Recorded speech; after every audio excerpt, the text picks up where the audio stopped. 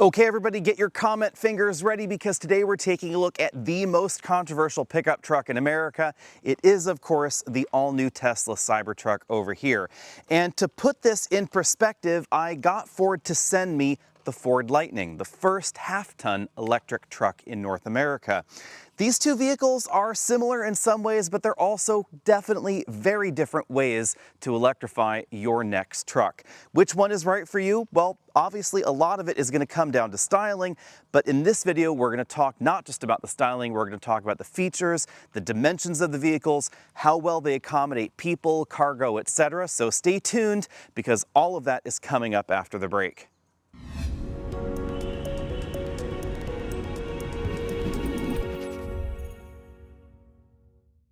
I apologize in advance, this video ended up an awful lot longer than I had intended it to be. We'll just call it the feature-length Cybertruck versus Lightning movie. Don't be afraid to kick off your shoes, stay hydrated, and of course fast forward using that bar down there at the bottom of your screen. I'll see you at the end. I guess the first thing we should talk about is what is the Cybertruck? What is the Lightning? It's easier to explain the Lightning, to be honest, because this is basically a regular F-150 body, and then they put a unique frame underneath it with a unique drivetrain, batteries and electric motors, of course. It retains most of the sheet metal from the regular F-150, and that's logical because it helped reduce the cost of development on the Lightning, and it also means that if you have a regular F-150 and if you want to put whatever bed accessory you have, whether it's a camper top or a cargo rack or a toolbox or something like that, it will fit right onto the Lightning. Also, things like the side steps or rails on the side, those will fit directly onto a Lightning from a regular F-150. Although clearly the styling has been changed, we of course get a front trunk and cargo area that you'll see in just a moment, and we get the unique light bar up front and in the back that helps differentiate this from the rest of the lineup. But it's still a body-on-frame truck, it still looks like an F-150. Over here in the Cybertruck, we have something very, very different. Now, a lot of different promises had been made with the Cybertruck. What we ended up with is what you see here. This is a foundation model that one of our viewers lent us. So big shout out to Dan. Thank you for letting us borrow your Foundation Series Cybertruck, and it's the one that we've used in a number of videos that you'll be seeing soon. At its core, this is a unibody truck. Now, I know that initially Tesla has said it would be some sort of new space frame where we had structural panels, etc. That's not what we have. What we have is an aluminum unibody truck with stainless steel panels on the outside. The stainless steel panels on the outside are actually a little less structural than the aluminum panels that we find over here in the F-150. The F-150 is all aluminum, whether we're talking about the hoods, the quarter panels, the beds, the body, etc. It's all aluminum. Here, under the skin, it's all aluminum, except for certain components. You'll notice that the doors, if we take a closer look at those in just a bit, the doors are actually stainless steel on both sides of the door shell because they're welded together. So that's the only stainless steel structural part, I guess you could say. Everything else is just sitting on that aluminum unibody. Now, this is not the only unibody electric truck in North America, and no, it's not the Rivian R1T, because the R1T is actually more similar to the Lightning over here. It's a body-on-frame, except that the body and frame are bolted and then glued together.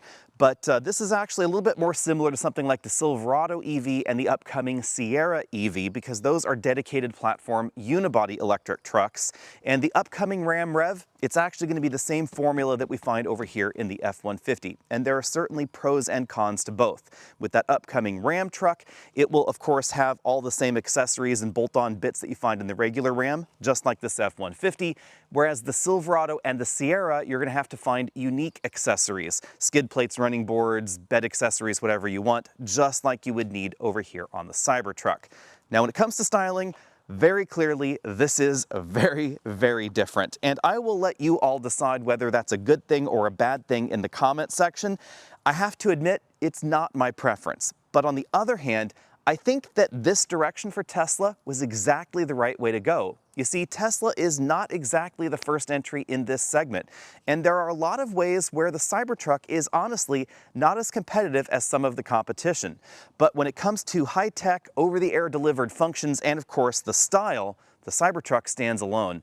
And honestly, that's a really good place for Tesla to be. Now up front on the Cybertruck, the light bar requires a bit of explanation. This is not the headlight strip up here. This is just the daytime running light and an accent light. The headlights, they're actually down here just below the frunk opening. And then we have the turn signals and some other DRLs over there on that side.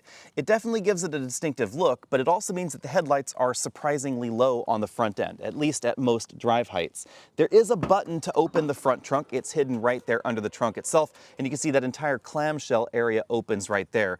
And that's the reason that the headlights are down here, because they couldn't be on that moving opening there and still meet some FMVSS regulations. We have a forward look camera right there, and then there are actually a ton of cameras all the way around, but interestingly, none of them will give you a 360-degree view like we do find in the Lightning. Over on the Lightning, again, it's a modified F-150, so we find what looks like a grille, but it's actually just part of the front trunk. Here's how that opens on this model. You can see that the entire grille opens up.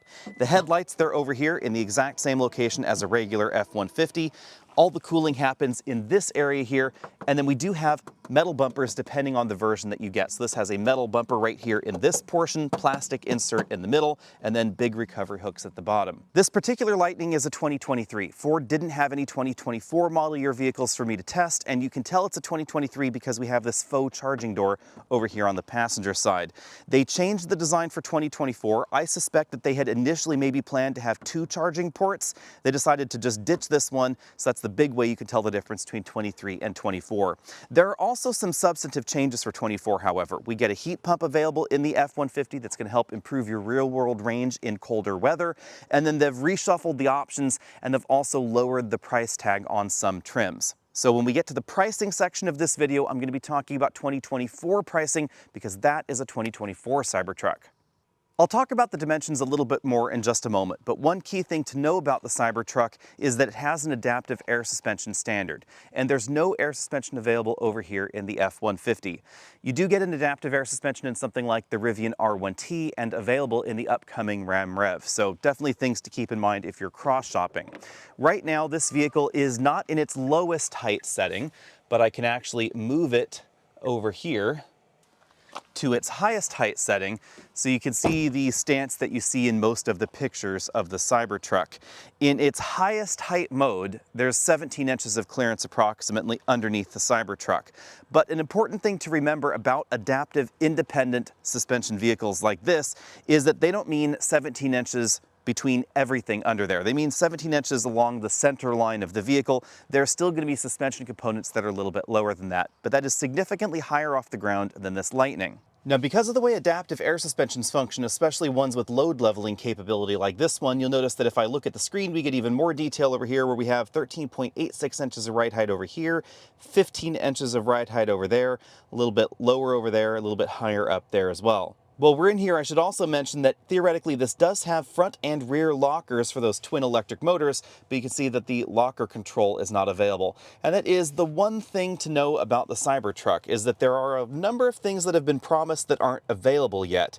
Now, I have a lot more confidence in Tesla delivering those features eventually than some of the other startup companies out there because they've proven that they can. It's simply something that you should keep in mind. When you buy one of these, roll it off of that Tesla lot. Know that not everything that has been promised is going to be available immediately. And among those things we'll talk about later is actually going to be the full self-driving or the enhanced autopilot system. Now, if you want to take the ride height to the furthest extent, once you're in the very high mode, we can raise it all the way up to extract. And it seems like that is where we're going to get the absolute highest ride height. Let's see how high we actually end up. We've let the Cybertruck pump up for a while. You can see that we are now right here at 15.9 inches. That's pretty similar to what Tesla is saying lately for the ride height of the vehicle, but you'll notice that depending on exactly which wheel we're looking at, it can be a little bit higher. So that's probably where the variance of 16 to 17 inches of clearance comes from. Okay, next topic, proportions. You'll notice that the Cybertruck definitely has a different look than the traditional truck in America because they really wanted to give this a sort of a cab-forward aerodynamic feel. And that resulted in a really, really long windshield. Just check out how long that sheet of glass is there. Now, the reason that we have this sort of pyramid shape is because they wanted that really raked windshield, and then there's the reality that this is a unibody truck. Now, I know that there is a lot of confusion. A lot of people say, no, it's not a unibody, especially General Motors with their new trucks. They're trying to say, no, it's not a unibody truck. Here's the deal. Either you have a separate frame that can drive down the road on its own, or you have a frame and body that are jammed together. And this is a unibody truck by that definition. But the Lightning, the Rivian, the Ram, they're not. Of course, the Silverado is, but in this truck, that's why we need this structural area right here, because that helps support the payload capacity of the bed in the back, which can reach 2,500 pounds. Over here in the Lightning, we definitely have a very different vibe. We have a much blunter front end, a much more upright windshield. And that's one of the reasons that the Cybertruck is actually more efficient than the Lightning right over here. Of course, it's going to depend on the speed and the terrain, etc., but that's the reason that these two vehicles are shockingly similar when it comes to their range figures that we're going to talk about in just a moment. But again, over here in the Lightning, you can see pretty traditional truck shape. When you look at the Cybertruck, I think it's obvious that the style is really based on one person's dream. They wanted something very futuristic, very 1980s Tron, and that's exactly what we got. But then some of the things that we see around the Cybertruck are here because of aerodynamics, and of course because maybe they're a little bit interesting and quirky. The single windshield wiper, it actually makes a bit more sense when you think about it. The windshield and the hood here, I guess you'd call it a hood, they're practically on the same plane. The windshield only drops down by maybe about 1/3 of an inch or so. And that is very different in the average vehicle, where you'd have a cowling there, the windshield wipers would be tucked up under that cowling. That would create a disruption in the airflow. Here, the reason that the windshield wiper docks over here on this side is because this is the only area where we have that aero disruption rather than all the way across the front of the vehicle. Now, there's an obvious downside. We just have one wiper, and it doesn't move as quickly as the wipers in every other half-ton truck in the US, so it doesn't clean the windshield quite as quickly. If you live in an area that gets torrential downpours, this could be a problem, but for me in my area, it's not really a big deal. The other thing you'll notice is the slab siding, of course, and then the triangular mirrors, which have a smaller frontal profile. They definitely have a very pyramidal shape right here to help really improve airflow across the side. In my heart of hearts, I truly believe that styling is a personal preference. So whether you love the Cybertruck or you hate the Cybertruck, I think both of those answers are just fine. But the one thing that does offend me a little bit on the styling of the Cybertruck is the fact that we don't truly have a rear window. I mean, technically, yes, we do. It's behind the tonneau cover. You actually have to open it up, and then we have this teeny little rear window there. But of course, it's really difficult to see out of it because the bed is back here, and the roof line is slanting so much as it gets towards the rear that you really don't have much of a view out the back. And of course, if you want the better aerodynamics, the tonneau cover is going to be closed, so you're not really going to be seeing anything out the back of the truck. And that's why they use the camera for most basic functions for looking out the back. But it's not the same sort of setup that we find in the competition. Now, I will say regarding the power tonneau cover that it does not seem to ingest leaves quite as easily as the one in our R1T did. And that's mainly because of this angle right here. Unless you're, at a really downward tilt, I guess it would start sucking in leaves in there. And then I would have the same concern as the R1T, which is, where do those leaves go? How do you get them out when you need to? Kind of like the Honda Ridgeline, the Cybertruck also has an underbed storage area. This is not quite as large as the front trunk we find in a Model 3 or a Model Y, but you could just barely fit maybe a 22-inch roller bag in there and still close the lid. These dividers are removable, and there is a drain plug, so you can use it as a cooler if you want to. But unfortunately, you won't be able to put a spare tire in there. It just won't fit. Tesla locates the backup lights on either side of that license plate over there. Underneath this cover is where we'd get the hitch receiver, and then we have this big plastic aero cover underneath the back of the vehicle. I think that's the only thing that bugs me about the design is, of course, the aerodynamic necessity of having that cover, but it does make the look a little bit awkward.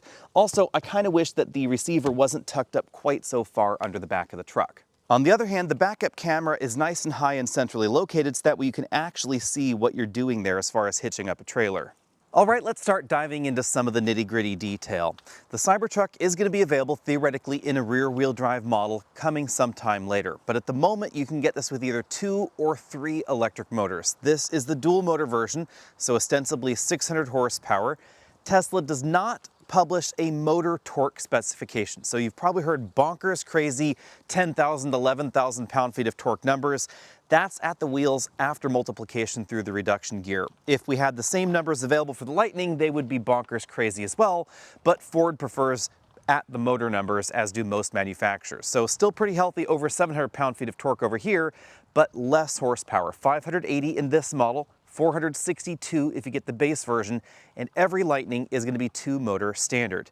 There are 2 different battery packs offered, 98 kilowatt hours or 131 kilowatt hours. At the moment in the Cybertruck, there's just one, and it is a smaller battery at 123 kilowatt hours. By all appearances, there's going to be a smaller battery pack in the rear-wheel drive Cybertruck, but we don't have any details on that. We know that that one's going to give you 315 horsepower, and the most bonkers version of the Cybertruck is going to be the tri-motor version at 845 horsepower with a 0 to 60 of 2.6 seconds. With electric vehicles, because there's so many different variables here, how the manufacturer chooses to ramp power, when the power is available, etc., it's perhaps easier just to talk about 0 to 60 times. And any way you slice it, the Cybertruck is going to be quicker 0 to 60 than the Lightning because it has more power, because the power ramps more rapidly, and because it is a little bit lighter. Now you'll notice that no Cybertruck version is 500 miles of range capable. Now it could get a little bit closer because at some point, there is going to be an auxiliary battery pack available in the Cybertruck, and here's a good time to talk about that. That auxiliary battery pack is theoretically going to be around 50 kilowatt hours, and it's going to occupy a little bit more than 1/3 of the bed. In fact, if you want that battery pack and you want a spare tire in your Cybertruck, which is not standard, then you're going to be, stuck with maybe a bed the size of, I don't know, one of those old Ford Explorer pickup trucks back when they were offered. It's going to be relatively small. All right, it's time to talk about the interiors. Let's start things out with the Cybertruck. Probably the first thing you're going to notice is that the interior is definitely lower to the ground than the average half-ton truck like the Lightning right behind it. Now, right now we are in the low height mode. If I were to put this into the entry mode, it would drop down even further, and that's actually a big advantage. For most people, it's going to be simply easier to get in and out of this truck because of the adaptive air suspension. That's also one of the reasons I really like it in the Ram pickup truck line. This is the low mode. If I move this up to medium, this is going to be basically the same range that you would experience if you're driving this and you have the adaptive suspension set not to lower when you park. It's still going to be lower to the ground than something like that Lightning over there. The next thing you're probably going to notice is that the seat is more comfortable than the average half-ton truck. Actually, I think that Tesla has always done a pretty good job with their seat designs. This seat is a little bit narrower. That is one thing you're going to notice. So if you really want that wide seat feeling, the seat bottom cushion especially is going to be a little bit more form-fitting, a little bit more hugging than a Ram, a Silverado, or an F-150. But for my body shape, I actually think this is pretty comfortable. The other thing you'll notice is that the ceiling is quite high for the driver and front passenger, unless you're sitting close to the steering wheel just because of the way this roofline is shaped. Although, logically, if you're a taller person, you're not going to be sitting close, so that's not really a rational problem. If you are a taller person, and I put this seat all the way back here, then you will find that my head is right about the peak in the headroom area. If you really start moving the seat all the way back and leaning back further, then it actually starts reducing the headroom available. So it is going to kind of depend on where the seat is located. Now for the rear seats. With this front seat adjusted comfortably for me at 6 feet tall, you can see I have maybe about 4 inches of legroom left. I will remind you when we look at the legroom figures here, that legroom is not measured the same way by every car manufacturer, and that is a bit of a problem when it comes to trying to make direct comparisons. Ford is actually one of the biggest offenders of measuring legroom a little bit differently than some of the competition. Also, you should remember that legroom is not simply a measure from one seat back to the other. It actually follows from your hip point along to a theoretical knee point and then down there towards your feet. So it's that entire arc, not just this horizontal distance right here. In the Cybertruck, there's a lot of room for you to tuck your feet under that floor there, under the front seat. That's a nice touch, and that includes if you're sitting right here in the center seat section. The other thing you'll notice back here is that the Cybertruck's bench seat has a decidedly bucket shape to it. So there's a bucket for the middle seat, a bucket for the outboard seat, buckets for the front seats quite obviously as well. So it really helps keep you firmly in place. We have a slightly narrower shoulder design to the front seats, so rear passengers get solid visibility, but no separate adjustable headrests up there. Now, as far as headroom goes, on the numbers, this looks to be lower than many of the half-ton competition, but actually I have maybe about 1 inch of headroom left, so honestly, it's pretty similar. Although the Tesla is not quite as big as the Ram, Chevy, or the Ford, there's still enough room back here for a rear-facing child seat. Now, this seat is not latch anchored into place. There actually would be a bit more room if I did. I'm just showing you the general dimensions back here. If you want to know more about child seat fitment, there's going to be a separate video focusing just on that in the Cybertruck. Jumping into the Ford is definitely a bit more of a jump because the front seats and the floors are certainly higher off the ground than in the Tesla. It's actually about 4 to 5 inches depending on the suspension mode we're talking about in that Cybertruck. And that's why we have the running boards and these grab handles here to help people get into the cabin a bit more easily. But if you're a shorter person, it's certainly going to be easier over there in the Cybertruck. And kind of, paradoxically, I guess you might say, it's actually going to be easier for taller drivers as well. One thing that folks on our Facebook page were asking was, did I bop my head on the sills over there in the Cybertruck getting in and out? The answer is no. And actually, I found myself bopping my head here more than in the Cybertruck because I try and leap over the running board rather than use them to get into the vehicle, because for me, those running boards are a bit more of a hindrance as far as accessing the car. And this door opening is actually shorter than the one in the Cybertruck, so you do get a bit more room for taller drivers. Now, wider drivers, these seats are going to be more comfortable. They're certainly flatter and they're wider. I do find these very comfortable, not quite as comfortable as the ones in the Cybertruck, but still pretty comfortable. And I appreciate the fact that the steering wheel adjustment controls are on the steering wheel itself, not in a menu that you have to dig through and then use the controls on the steering wheel for. The other thing you're really going to notice is that in this position, I can reach forward and actually touch the base of the windshield. And in the Cybertruck, that base of the windshield is nearly 3 feet further away. I'll talk about that when we get inside that truck, but let's check out the back seats. The back seat is where you're going to notice the biggest difference between the Cybertruck and the Lightning. Just check out how much legroom I have back here. It is a significant difference. So even though Ford may be measuring slightly differently than some of the competition, without a doubt, we have at least double the amount of distance between my knee and that front seat back, both adjusted for me at 6 feet tall. Also, we have a more consistent roofline. So actual headroom for me back here, it's basically the same as the Cybertruck. I know it looks a little bit smaller on the chart, but actually it's about the same. It's about 3/4 of an inch, maybe 1 inch right back here. We do have the big panoramic moonroof in this model. If I move to the middle position, you'll definitely notice that these seat bottom cushions are higher off the ground than the front seat bottoms. So we definitely have more of a stadium seating vibe, and that's not what's going on in the Cybertruck. That really is more car-like in terms of their position. The bench, it's also wider, and we don't have those sort of bucket-like depressions. So sitting here in the middle is actually a little bit more comfortable than in the Cybertruck. And when it comes to rear-facing child seats, we just have an insane amount of room back here. This is adjusted to the appropriate recline. If it was installed back here, you can see I can actually stick my entire fist between this child seat and that front seat back. So lots and lots and lots of room. But also a slightly easier to use mechanism for actually connecting the child seats to the vehicle. Again, if you want to check that out, be sure and check out the child seat video on the Cybertruck. Clearly we're in the Cybertruck, so let's talk about this one first. Now, if I reach as far as I can reach just about to the end of this injection molded section right here. It's a soft touch injection molded dashboard component, but I still have almost 3 feet of dashboard beyond it. You can see way up there we get the grate for the defroster or defogger, and it is very, very angular as it goes up there towards the front. That means that cleaning the windshield is definitely very, very tricky. I tried it. You can find one of the shorts where I'm kind of making fun of it a little bit, but seriously, the windshield is just really, really long. That gives us that great aerodynamic shape, but it does mean that, some practicalities like cleaning it, dusting this dashboard, that's going to be a lot more difficult. You'll notice that there is just a little bit of dust going on back there, so that is going to be a long-term maintenance thing. The other thing to consider is the blind spot situation that actually creates. You'll notice it's a really long distance there. Now, on the other hand, the front of the car is really close to that very corner there. So there's really very little truck in front of that, but it does present these relatively large blind spots on the side. Now, moving back from that, you'll notice that the glass situation here is a little bit different than some other modern EVs, especially something like some of the Lucids, etc., where there's a huge sheet of glass. We do have this structural beam right here between the sides, so one big pane of glass right back there between the rear seats and the front seat headrests there, and then the other one, which is that large windshield.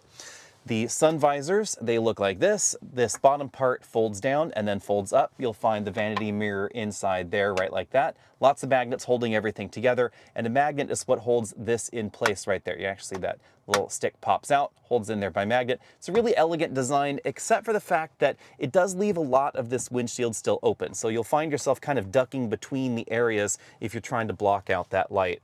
While we're up here, I should show you that there is another way to control the vehicle as far as park, reverse, drive, neutral, etc. There are touch buttons right up there. That's also where we find the hazard lights, dome lights right there in that area. Now, nice touch here is that this entire module actually stays illuminated, so it's part of the ambient lighting system as well as the dome lights. We have the interior camera there and this itty bitty little rear view mirror. Now, you can't actually see much out the back. I'm just trying to give you a little bit of an idea of what you can see through that rear view mirror. It's really not great. That tonneau cover is open, and of course, when it's closed, you'll see that entire view is blocked off. And that's probably how most people are going to leave it most of the time. Height adjustable shoulder belts and fixed height headrests up front. These seats are perforated because they are now ventilated, which is a nice touch. From this angle, you could definitely see that for rear passengers, headroom is going to be good as long as your heads are up there by the glass. If for some reason you're trying to lean back to the extreme and you're taller, then maybe you'll hit that sort of Alcantara coated beam in the back. Rear passengers also get ambient lighting strips integrated into the rear doors, just like the front doors. And this model has this two-tone sort of ivory and charcoal appearance here. We have lots of soft touch materials. Of course, there are harder plastics down lower on the doors, as you'd expect, to help improve durability. So moving down towards the bottom of the doors, this entire outer section, that's all a soft touch plastic, but all the stuff inside, that's a harder plastic to help improve durability. Now, one long-term question I do have is that since this area here is a soft touch plastic as well, if you are getting in and out of the vehicle and scuffing it up with boots, etc., that kind of material can tear, which is why a lot of half-ton trucks use hard plastics down at the bottom of the doors. Doesn't look or feel as nice, but it is a little bit more durable long-term. The sound system in the Cybertruck is really nicely done. Lots of speakers around the interior, of course, up there on the dashboard as well. Not all of them are visible. Again, soft touch materials here. The typical Tesla big air vent running right across the dashboard, that's adjustable on the touchscreen. This soft touch material matches what's going on the doors, but I did notice some build quality concerns. It doesn't have the smoothest texture there. You can see it is just sort of a little rumpled, I guess you'd say. Now, opening the glove box is handled by the touchscreen, little option right here. It's a powered glove compartment that opens up and then closes right like that. It's not the largest glove box I've seen, but we do have a lot of other storage going on in here, especially this really big area right here between the driver and front passenger footwells that I showed you earlier. But let's take a longer look at the software in the middle. Now, to the Tesla fans and the Tesla detractors alike, I would remind you that I do not own this Cybertruck, so obviously if I am wandering around in the settings looking for something as I'm talking about it, it's probably going to be more intuitive when you've lived with it. However, I have spent about the same amount of time in the latest version of the software in the Lightning, and I find myself actually digging around those menus a little bit more. I think these menus are pretty logically laid out, but there is so much going on here that it does take a bit to find exactly what you're looking for. So we're on the control screen. You get to that.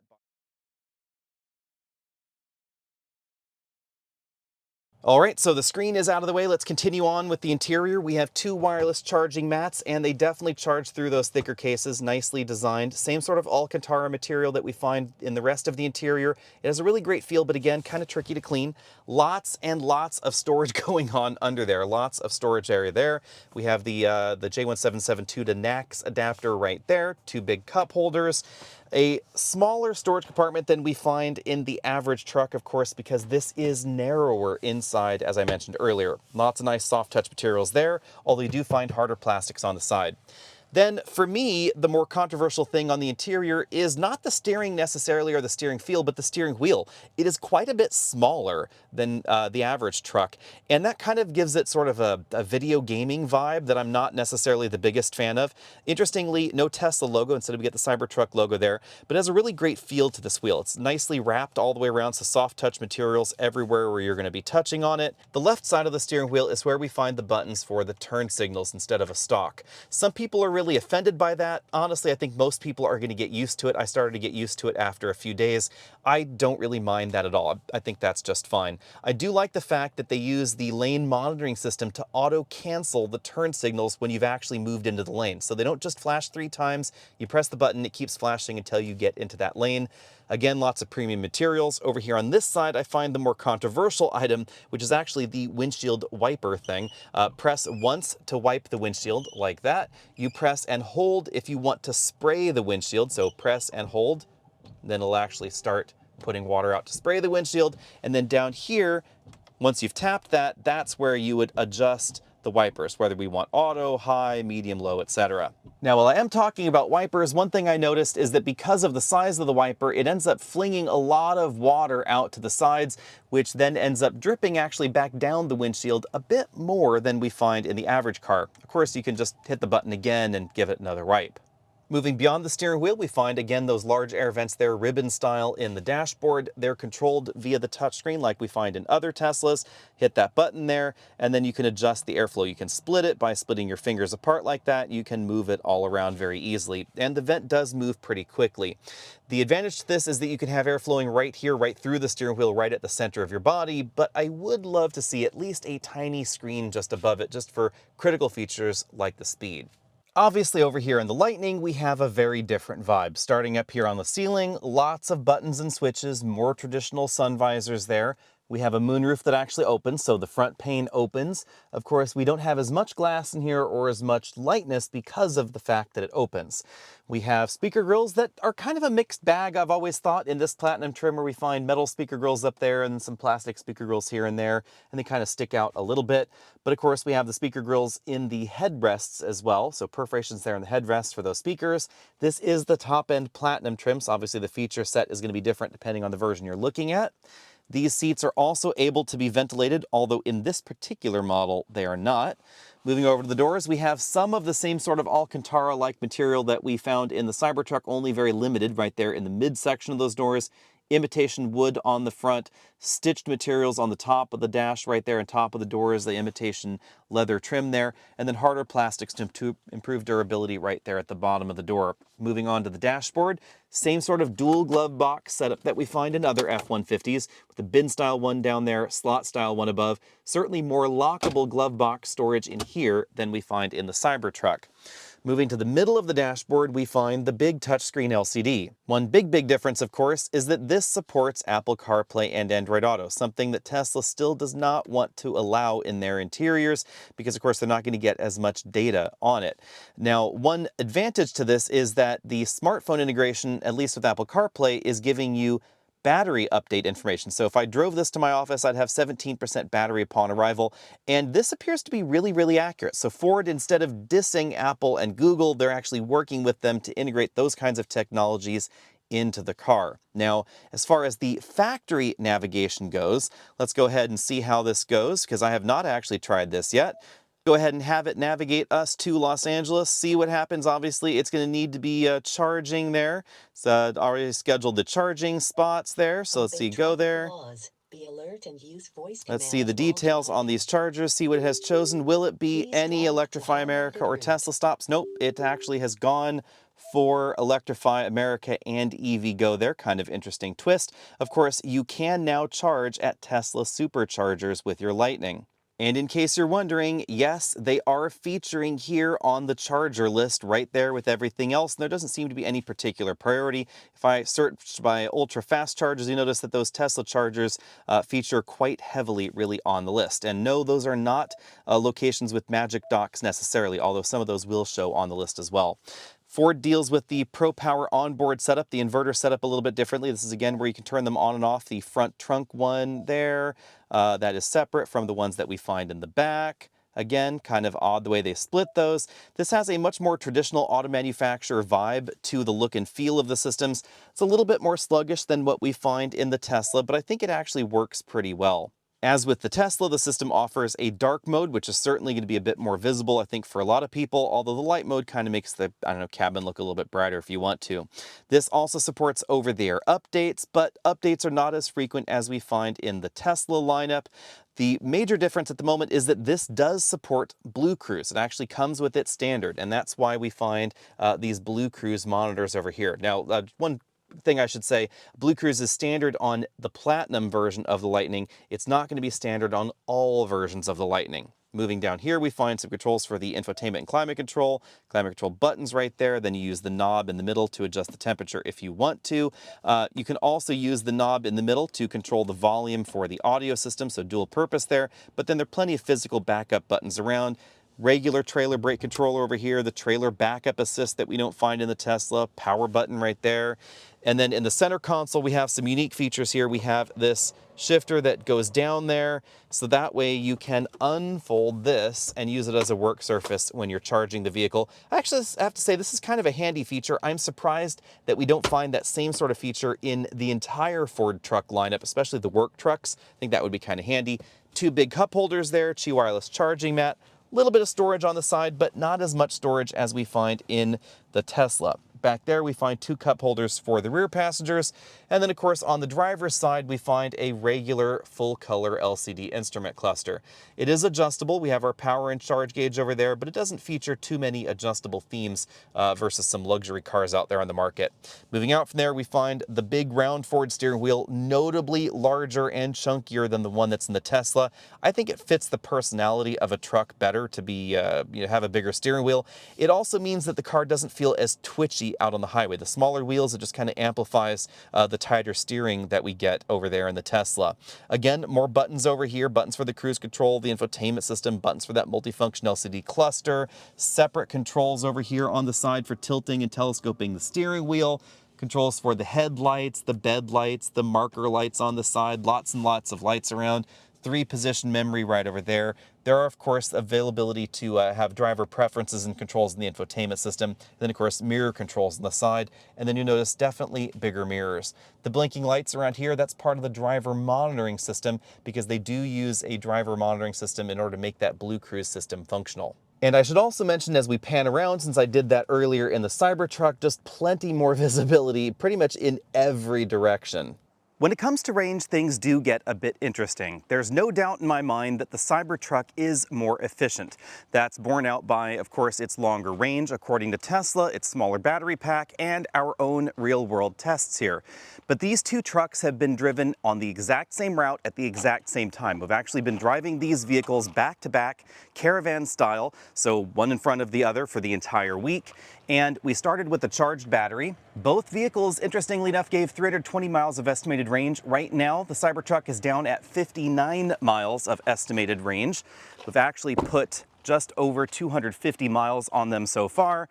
Let's go over here to the Lightning and see what the Lightning says.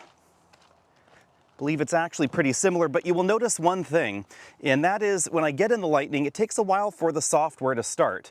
You actually have to hit that OK button and then start the vehicle if you want everything to come on, but we still have to wait for the software to do its little song and dance there before we can get a range estimate. And interestingly, 58 miles. So 28% of the battery is left there. That would give this ostensibly a 300-mile real-world range figure, assuming, of course, consumption stayed about what it has been. And we haven't been doing a lot of high-speed travel. That's really where both of these trucks start to fall apart. But as far as the range metrics go, basically these two trucks are even. Do you want the ostensibly 300-mile rated EPA vehicle, where you could ostensibly get maybe 300 miles of range if you treat it very gently, mind you? Or would you like the one that's rated for 340 miles that doesn't achieve that particular lofty goal? Now, let's take a look at some of the details. Obviously, if we had more efficient tires on this Tesla, it would go further. We don't have the aero covers on these wheels because they're not available at the moment. We also have LT285 65 R20, more all-terrain style tires. You can definitely tell by the tread pattern there that these are not ultra efficiency focused tires versus the solidly efficient focused tires that we have over here on this Platinum trim. Dimensionally, the Cybertruck is 8 inches shorter than the Lightning. It's 223 inches long versus 231 inches for the Lightning. But when it comes to a lot of the dimensions, it's oversimplifying things to simply say that the Cybertruck is smaller, because it is larger in some dimensions and smaller in others. And you'll notice that the space is utilized very differently than in that Lightning over there. So we have slightly shorter overhangs as far as the bumper overhangs right down there. And you'll notice that the cargo bed is, shall we say, eccentrically shaped.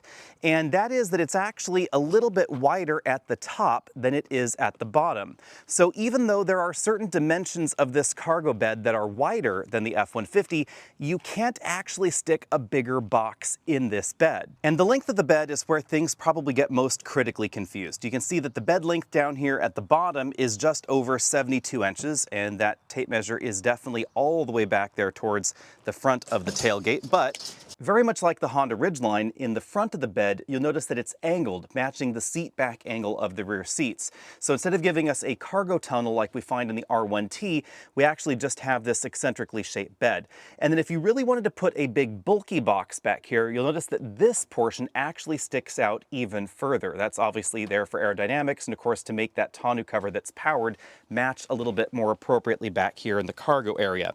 If I were to measure from that area, then you'll discover that effectively the largest crate you could put back here is actually going to be around 61 inches or so. The F-150, on the other hand, has a very typical pickup truck bed. So as you can see right there, this is a 67-inch bed from the front all the way back here to the rear, and it's very consistent all the way from the top to the bottom. Also very consistent is the width measurement of the bed. So between the wheel wells back here, this is 50.5 inches. Outside of the wheel wells, this wider area back here, that's a maximum of 65 inches in the F-150. Back over in the Cybertruck, you'll notice that once again we don't have a conventional shape. It's not an optical illusion. The cargo bed does actually get wider as it goes up there towards the top. In terms of minimum dimensions, it's just a hair wider than the F-150, 50.75 inches between what ostensibly would be the wheel well down there at the bottom of the bed, maxing out to 57.5 inches right up here at the top. So it does get considerably wider at the top versus the bottom. And a lot of folks out there that I've seen measuring this are measuring from the top, but that doesn't mean that you could actually stick something 57 inches wide inside the cargo bed. Now, as far as the height goes, obviously this is a very ramp up sort of opening right there because this is a unibody truck, so sort of like a Honda Ridgeline, etc. It's 22 inches right down here, minimum load-in height, and then considerably taller right up there on top.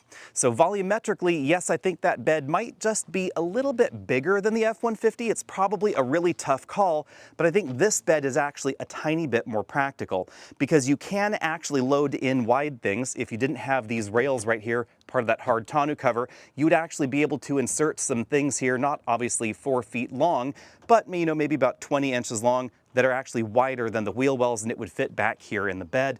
We also have a dedication to more typical pickup truck duty in this vehicle. So you'll notice those little dents there on top of the wheel wells. Those are so that way you can put 2x6 lumber on there, help use that as a rack. And although not exactly in the user manual over here in the F-150, you can reroute the tailgate cable here, or you can get an aftermarket cable that is shorter, and then you can use that to prop the tailgate up effectively like this. It would actually end up basically the same level as a 2x6 would be on the top of it, right there on top of the wheel wells. So if you needed to carry 8-foot long items, they wouldn't be sticking out very much, and they would get a little bit of support here from the end of the bed.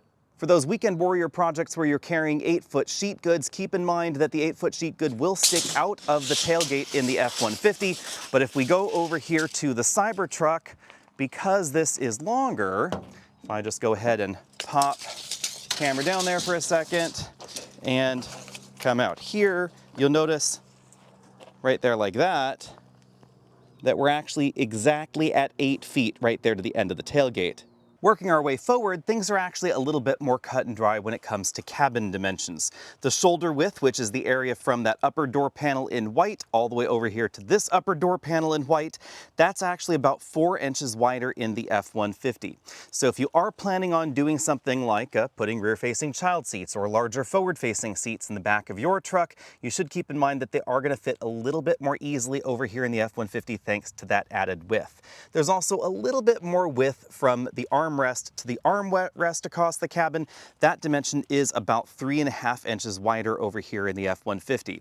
But because the F-150, even in Lightning form, shares its body with the regular F-150, you'll notice that we do get a little bit of a hump right there in the middle, and we don't get a floor that is completely flat. So if I attempt to do this one-handed and lift up that seat bottom cushion, you'll notice that we don't get a completely flat floor back there, but we do get that really handy cargo organizer system there. You can fold it in, but that floor still steps up even if you don't have that particular option. Over in the Cybertruck, we have a completely flat floor that gives us a lot of foot room down there. You can see that those front seats are really high off the ground. Also, lots of room for that middle passenger's feet, and a very flat floor until it gets to just about under those rear seats. And then it does actually dish up a little bit. Remember that this is a unibody truck, so there are certain compromises due to the structure and the need for that big cargo bed in the rear. I'll talk about this a bit more when we get to the seats, but also keep in mind that really pointy roofline. The difference in width is perhaps a little bit more obvious up front. The front seat design is also a bit different. You can see it's narrower in the shoulder section. That gives the rear passengers a better view, but it also makes the interior look a bit airier. Now, as far as the distance between the door and the driver, as far as the head, the shoulder area, etc., that's not too far off the F-150. The body of this does curve in a little bit towards the top, but the area where you really notice the difference in width is the center console. This is notably narrower than the one in the F-150. You could sort of think of this as maybe a 7/16 size truck rather than a half-ton truck, because dimensionally it's not quite where the other three trucks in this segment that are the leaders are. So the Ram truck, the Ford truck, and the Chevy trucks, they're all about exactly this same size. The seats there, just a little bit wider up at the shoulder section, but the big difference again really is the center console. That's basically where the 4 extra inches go to that we find in the F-150, because the seats are just about as wide. Again, the driver's distance between the door's armrest, things like that's pretty darn similar. Now, looking down from there, you'll again notice the difference between these two vehicles because this is based on the regular F-150. There's a lot of wasted space going on in that center console. That's where the transmission would be in a regular F-150. And then just because of the regular F-150's design, we also find driver seats that are higher off the ground, so that floor bottom there is not exactly flat. But moving over here into the Cybertruck, you'll notice that floor is completely flat and we get all of that space right there for storage. And finally, moving up front to the front trunks, you'll notice we have a significantly larger front trunk in the F-150. This mainly has to do with the fact that this F-150 platform was designed for a 5 or 5.2-liter V8 to live under the hood, and some rumors actually indicated that maybe there was going to be a 6.2-liter V8 that never happened. But the body is shared with the regular F-150, and that's what gives us this absolutely enormous cargo area here. And there's even more cargo storage ability right there under that load floor, and the floor is good for 400 pounds, so you can actually stick a reasonable amount of weight up there in front of that. Now, if I move over here to the Cybertruck, keep in mind the suspension in this Cybertruck is at its low setting. It's not in the parked setting, but you notice that the load-in height is definitely lower. In fact, the Cybertruck, generally speaking, just feels a lot lower. The other thing you'll notice, this cargo area is significantly smaller. I'll just take this mobile connector box from there and pop it over here so you can see the size difference. That is a significantly larger cargo area. On the other hand, it is narrower. It's actually notably narrower even in this wider section up here. So if you're planning on putting golf clubs in your frunk, they may actually fit a little bit better over here in the Cybertruck, but if your golf clubs aren't terribly long, then you may actually be able to fit several pairs over here. Maybe it's because the front trunk in the Tesla is on the small side, but over here in the Lightning, we have a 2.4 kilowatt inverter circuit. These are 120 volt outlets, 20 amps there, and then a USB charge circuit over there on that side. In the cargo bed, the Lightning gives us a separate 7.2 kilowatt inverter circuit. Yep, a separate one from the front. So you cannot have a single load connected to the Lightning over 7.2 kilowatts. You would do that 7.2 kilowatt load with that 30 amp twist lock connector right there. And then these 2.4 kilowatt max outlets below are actually connected to that same 7.2 kilowatt inverter that powers the rear. Again, separate from the 2.4 kilowatt inverter circuit up front. Tesla went in a different direction with the Cybertruck. You'll notice that back here we have more of a conventional EVSE style outlet. All right, it's time to get the Lightning out on the road, and this is definitely lightning quick. We ran a 0 to 60 in 3.95 seconds in here. That is solidly impressive, and actually a bit faster than the last Lightning that we tested. I haven't been able to get a firm answer from Ford as to why this might be a little bit quicker than the last Lightning that we owned, even though it had ostensibly the big battery and the 580 horsepower. They just said that there have been continual refinements to the drivetrain software, battery temperature conditioning, all of that jazz, and that could be why this is a little bit quicker 0 to 60. Now, it's worth noting that even now that the vehicle has reduced engine power because our driving range is low, we have 50 miles of range now, and it says we only have 89% of the power output available, it is still pretty quick. Still 0 to 60 in 4.2 seconds. This is really, really quick. At higher speeds, the Raptor R might be a bit faster than the F-150 Lightning, but for most folks, whether we're talking 0 to 60 or passing maneuvers at regular highway speeds, this is really quick. You just drop on the throttle, you get that instant torque and power delivery. It really has a great solid feel to that. Now, stopping distance, a little on the long side for this particular truck, 138 feet. So that is a little on the long side for the half-ton segment, likely due to the tire size and just the added weight of the Lightning itself.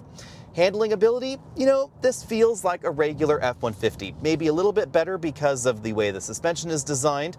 The ride quality is definitely good, like we're going to talk about in a bit.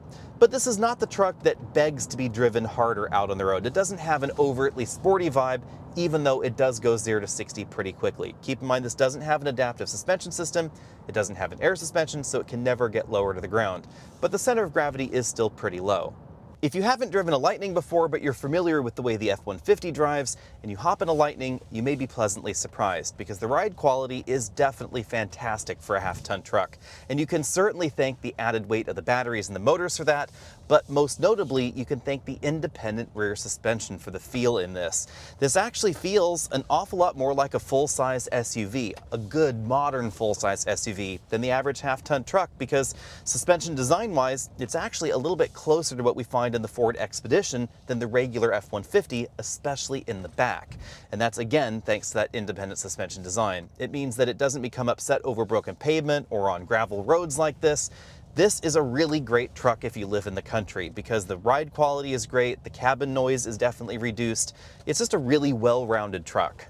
Bearing in mind that the Lightning comes only one size, pretty big, it does feel a little bit large out on roads like this. You'll certainly notice the length of the hood as you're trying to navigate around the corners, where it's certainly going around the corner in front of you, and you'll notice that you're definitely worrying about where the rear end of the vehicle exactly is. And that's one of the reasons I chose not to keep my Lightning back when we had one. I really wanted to keep it, but it ended up being just a little bit too big on some of the winding roads where I am frequently towing a relatively long flatbed trailer. And the turning radius in this is just a little on the large side. Cabin noise, that's an area where this truck really shines. I measured 69.5 decibels in here, pretty similar to the last truck that we tested. Keep in mind, this is the Platinum trim. The body-on-frame design really gives you a lot of isolation from the road. Very, very little road noise comes into the cabin. You don't really hear the motors, you don't hear the cooling system. You can hear traffic passing right there like that, because wind noise is a little bit less controlled than road noise, but the added isolation of that frame really helps improve things. As far as efficiency goes, it's probably best that we talk about that in the Tesla. Over a week of mixed driving, I've been averaging between 2 and about 2.35 miles per kilowatt hour. That is definitely above the F-150 Lightning, but this entire week I have also had someone drive the Lightning while I have been driving this, and been driving them back to back, day after day after day, the exact same places. To Home Depot, to the beach, to the office, to home, on a road trip that we preconceived just to add an extra 100 miles to the odometer, etc. Back to back, absolutely in lockstep. And interestingly enough, they both went the exact same distance. By the time I ended up at home right before shooting this video, we had about 50 miles of range in each truck. We're now down at 18%, and apparently the Lightning is down at around 18% as well. Now remember, 18% in the Lightning is actually more power than 18% here, so the Lightning is less efficient, but as far as range goes, the two track incredibly similarly. And now that's going to depend on your speed. At higher speeds, apparently this seems to be a bit more efficient than the Lightning, although I haven't been able to get solid data on that. Of course, you can all troll around through the EPA filings if you want even more detailed information on that. But basically, the two vehicles are very, very similar. And I really don't know where you would get 340 miles of combined range in this truck, unless you're driving relatively slowly. Now, remember that the EPA combined cycle range leans heavily towards the city fuel economy range numbers, not the highway range numbers. And if you're doing loops around Manhattan, I'm sure that's fine, but most people want to know how far can you go A to B if you're going 70 miles an hour on the open highway. And it's not going to be quite 300 miles in this or in the Lightning. Both of them are going to be, maybe 30, 40 miles below that if that's what you're doing. Bottom line for the Cybertruck, this is as different on the inside in terms of its driving nature as it is on the outside. It doesn't necessarily drive like any other Tesla out there. I had sort of assumed that it would drive kind of like a Model S or a Model Y that also have an adaptive air suspension, but to be honest, it doesn't exactly drive like one of those. The ride quality is a little bit closer. It's perhaps a little bit firmer. You can tell it's bigger. It's definitely heavier as well. The steering, it is a world away from any other thing that I have driven outside of the steer-by-wire Lexus RX, which has actually a very similar philosophy and design to what we see here. Now, there have been other attempts at steer-by-wire, but nothing quite like what we see in the Cybertruck at the moment. in that there is no physical connection at all, the one side to the other. And that certainly gives the Cybertruck a video game-like feel. Now, bearing in mind that I commute on roads like this every day, I have to say that the lack of visibility is definitely a problem on winding roads like this, because from the driver's perspective, I just can't see around a lot of these corners. I'm in this corner, I can't see if there's a bicycle there, which there are a lot of on this road, or maybe there's a motorcycle I missed at first glance. The blind spots are definitely very, very large, especially towards the rear. Now, I'm actually a little bit less offended by the rear blind spots because, you know, people drive panel vans successfully with no rear view mirror, etc. that's functional. And I do get the rear camera. I think that's okay. If I really wanted to see things, I could lower the tonneau cover and sort of squint through the letterbox in the back. But these pillars up here, that's certainly more of a problem. And that's all due to the particular design that they chose with this and that really aggressive cab forward design. It would be considerably less of a blind spot if it had more of a traditional windshield that ended right about there on the dashboard. There's just no way around that. And those pillars are relatively large. On the other hand, if you're looking for a bold styling statement, it honestly does not get much more bold than the Cybertruck. The last thing we should do is talk about pricing, but I'll try and do this quickly because you've already worked your way through nearly an hour of Tesla versus Ford. Clearly, the Lightning is going to be the less expensive model. The XLT standard range starts at $65,090, and if you're interested in the stripped-down Pro version, you could even pay less for your new Lightning. Keep in mind that's going to be the standard range model with about 240 miles of range. If you want the extended range model, the flash trim is the least expensive version. That's $70,090, including destination. Importantly, all versions of the Lightning are going to be all-wheel drive. There's no such thing as a two-wheel drive model, which does surprise me a bit. I had actually sort of expected Ford to give us a rear-wheel drive model to help drive the price tag down a little bit further. But even the base model's pretty powerful. 452 horsepower in that model bumps up to 580 if you get the dual motor version. Until we get the rear-wheel drive Cybertruck, it's definitely going to be more expensive than the Lightning. $79,990 is where it starts, plus the delivery fee, plus destination. And things are a little opaque on that destination charge. We don't know exactly what it is because Tesla has yet to disclose it. If anybody knows, if you've actually bought a Cybertruck, let us know down there in the comment section below. But keep in mind that the initial launch editions of the Cybertruck also required a donation to the foundation that Tesla and Elon are running, and that actually bumped up the prices a bit more. But theoretically, you'd be right around $81,700 for the base version of the Cybertruck that you would get next year if you ordered it today in 2024. They're still working through a big backlog of orders. That's the important part to know. If you want the Cyber Beast, that's going to be at least $101,000 because you get the tri-motor setup. So a lot of power, a lot of capability in that model. Definitely no Lightning corollary to that Cyber Beast version. Also, at the moment, no corollary to the upcoming rear-wheel drive model, which they say it should be delivered in early 2025 as well. That model is going to be just under $63,000 inclusive of the destination charge. Which vehicle is right for you? I would love to hear your thoughts down there in the comment section below. If you're looking for style, clearly it's going to be the Cybertruck, if you like the style, of course. But I think there's a lot to love about the updated Lightning as well. Hopefully we'll be able to get our hands on that 2024 Lightning. And if you want to know more about some of the other EV trucks on the market, be sure and check out those videos as well. I recently drove the Chevy Silverado EV, and some of those videos are already on the channel. Of course, I've also driven the Rivian R1T, and my thoughts on that are available also. Upcoming soon, we're going to be driving the GMC Sierra EV at some point a little bit later this year, and also the upcoming Ram Rev 1500, or Ram Rev. They're actually dropping the 1500. Anyway, let me know what you think about that down there and which one you would get. See all of you later.